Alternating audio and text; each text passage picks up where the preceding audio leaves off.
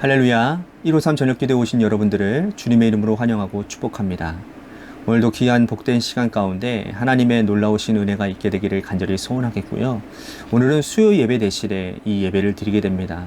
여러분들도 잘 아시겠지만 정장리 집사님 발인 예배가 오후에 시작이 되어지고 또 납골 예식이 또 진행이 되어지다 보니 제가 준비할 시간도 또 부족했던 뿐더러 또 우리 성도님들이 같이 따라다니는 성도님들이 많이 힘든 가운데 있을 것 같아서 어떻게 보면 주일을 제외한 다른 예배 가운데는 우리가 하나님의 마음에 감동되어져서 하나님이 원하시고 바라시는 곳 가운데 우리의 삶의 자리 가운데서 그 일들을 행하는 것 자체가 우리는 예배다, 삶의 예배다라는 것을 너무나도 잘 알고 있잖아요. 그러니까 우리들이 이 장례 예배를 통해서 정장미 집사님을 다시 구원케 하시는, 다시 돌아오게 하시는 하나님의 큰 뜻이 우리 이곳 가운데 있다고 저는 생각을 합니다. 그래서 우리들이 이 일을 섬기고 또 이 일을 통해서 우리 정장미 성도님을, 집사님을 위로하고 또 하나님 전으로 다시 돌아오게끔 할 수 있는 귀한 계기가 되기 때문에 저는 수요 예배도 굉장히 중요합니다. 우리들이 이 일을 지켜야 됨에도 마땅하지만 그러나 하나님의 마음이 그곳에 더 가 있지 않겠는가라는 생각으로 우리 수요 예배를 우리 장례 예배로, 삶의 예배로 대체하는 걸로 그렇게 생각을 했습니다. 이 마음이 여러분들에게도 좀 전해졌으면 좋겠고요. 함께 공유하고 또 우리들이 했으면 좋겠습니다. 여러분들에게 많은 양해의 말씀을 좀 드리도록 합니다. 여러분들 이 일을 위해서 정장리 집사님이 다시 저희 교회로 돌아오는 일이 일어나게 되기를 간절히 소망하겠습니다. 먼저 하나님의 말씀 보도록 합니다. 요한복음 6장 말씀인데요. 32절 말씀부터 35절 말씀까지 보도록 하겠습니다. 우리 같이 한 목소리로 다 함께 봉독하도록 하겠습니다. 시작. 예수께서 이르시되 내가 진실로 진실로 너희에게 이르노니 모세가 너희에게 하늘로부터 떡을 준 것이 아니라 내 아버지께서 너희에게 하늘로부터 참떡을 주시나니 하나님의 떡은 하늘에서 내려 세상에 생명을 주는 것이니라. 그들이 이르되 주여 이 떡을 항상 우리에게 주소서. 예수께서 이르시되 나는 생명의 떡이니 내게 오는 자는 결코 줄이지 않을 터이요 나를 믿는 자는 영원히 목마르지 아니하리라. 아멘. 같은 공간에 모인 사람들이 같은 목적을 가지고 있는 것처럼 보인다 하더라도요, 면면을 들여다보면 모두 같은 목적을 가지고 있는 것은 아닙니다. 예를 든다면 영어 학원에 같은 성도님에게 배우는 학생들이 있다고 생각을 해보세요. 그들 중에 어떤 사람은 해외여행을 위해서 등록을 했고, 또 어떤 학생은 취미를 위해서 등록을 했고, 또 어떤 학생은 취업을 위해서, 또 어떤 학생은 승진을 위해서 이렇게 영어 학원을 다니는 겁니다. 각자 다른 목적과 이유 때문에 같은 자리에 앉아 있는 거죠. 각자의 절실함과 절박함 따라서 이 성취도와 발전은 다르게 나타나게 될 것입니다. 여러분, 신앙생활은 어떨까요? 우리가 같은 교회 공동체에서 자리에 앉아서 예배드리고 또 성도의 교제를 나누지만 사실 같은 목적을 가지고 있는 것은 아님임을 알고 놀랄 때가 참 많습니다. 어떤 분은 예수님 한 분만으로도 만족하고 주님의 말씀을 생명처럼 여기고 따르는 분이 있어요.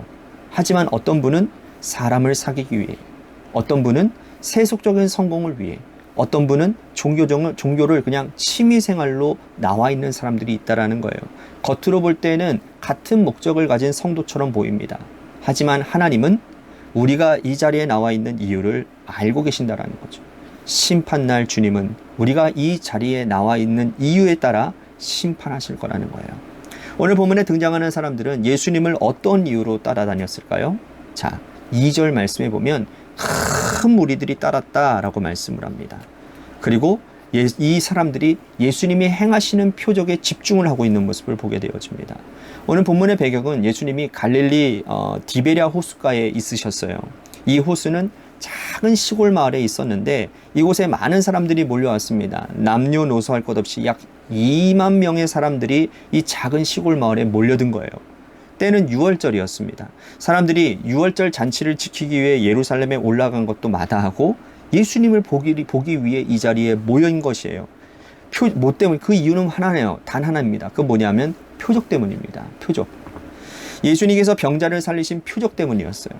각색 병자들이 주님을 통해서 병 낫기를 위해서 모여든 것이죠. 환자들과 그의 보호자들, 단순한 호기심을 가진 사람들끼리 이 갈릴리로 다 모여든 것입니다. 주님은 이렇게 모인 사람들을 불쌍히 여기셨다고 말씀을 합니다. 목자 없는 양들같이 이리저리 헤매이는 이들을 보고는 긍휼히 여겨주셨다라는 거예요. 여러분, 사복음서에는요, 이 오병이어의 사건이 공통적으로 다 등장을 합니다. 예수님은 모든 이들에게 말씀을 전했고, 말씀을 듣고 있는 자들이 배가 고픈 것을 주님이 아시고는 한 아이가 가져온 보리떡 5개와 물고기 2마리에 축사를 하신 후에 나눠주게 하셨죠. 그리고는 그것을 배부르게 먹게 하셨습니다.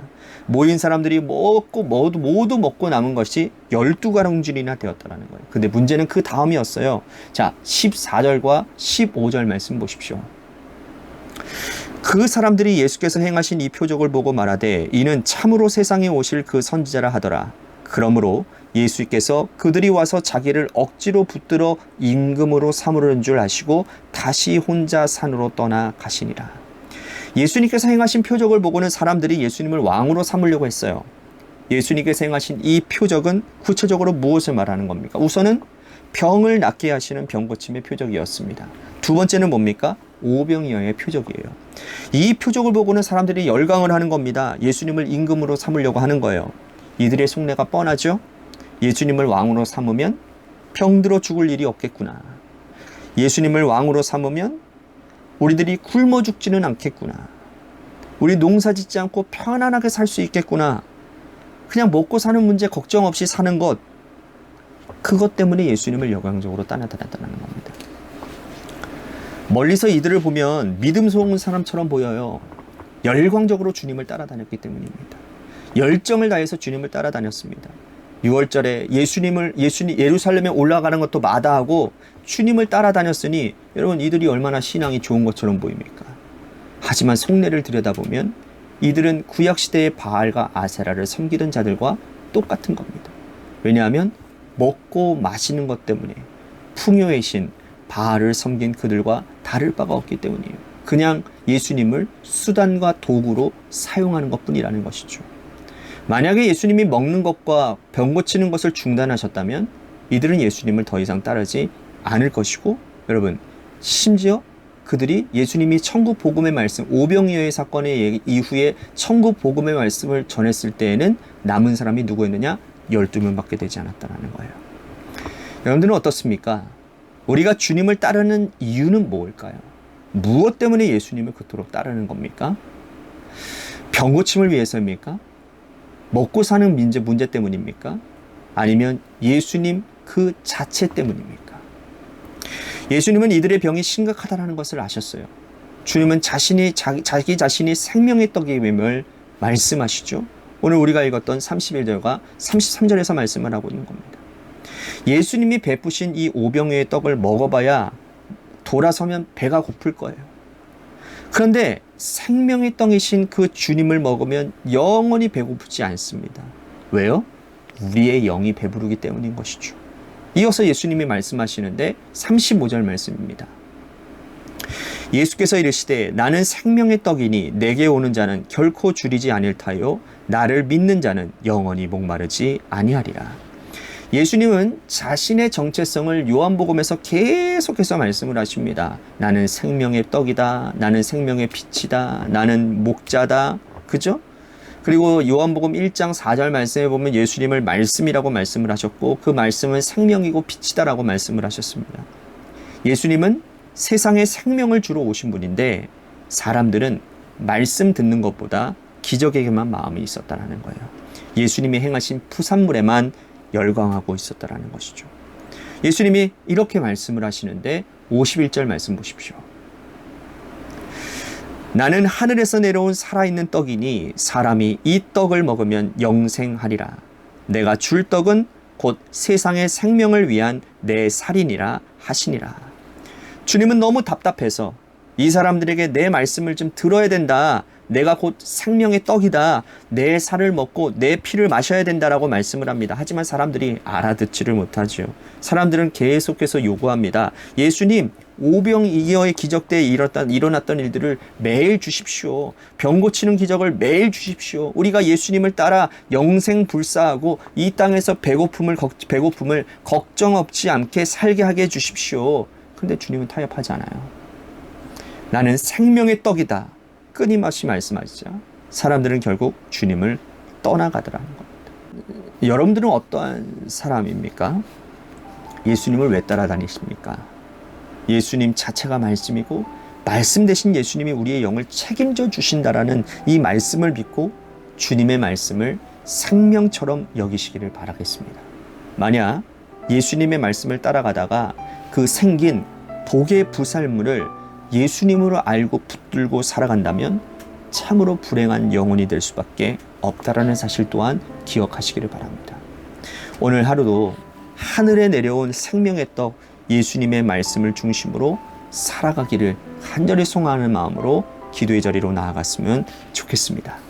우리 같이 또한 교회를 위해서 기도합니다. 하나님께서 세워주신 몸된 교회가 주님의 뜻 가운데 바로 서는 은혜가 있게 하여 주시고, 하나님 재개발 가운데 놓여져 있는 주님의 교회를 하나님께서 주님의 뜻 가운데 하나님 우리 성도들부터가 먼저 건강한 성전이 되게 하시고, 그리고 그 은혜 가운데서 아름다운 성전을 통해 하나님께 영광 돌리는 그런 교회가 되게 하여 주시옵소서라고 우리 같이 기도했으면 좋겠고요.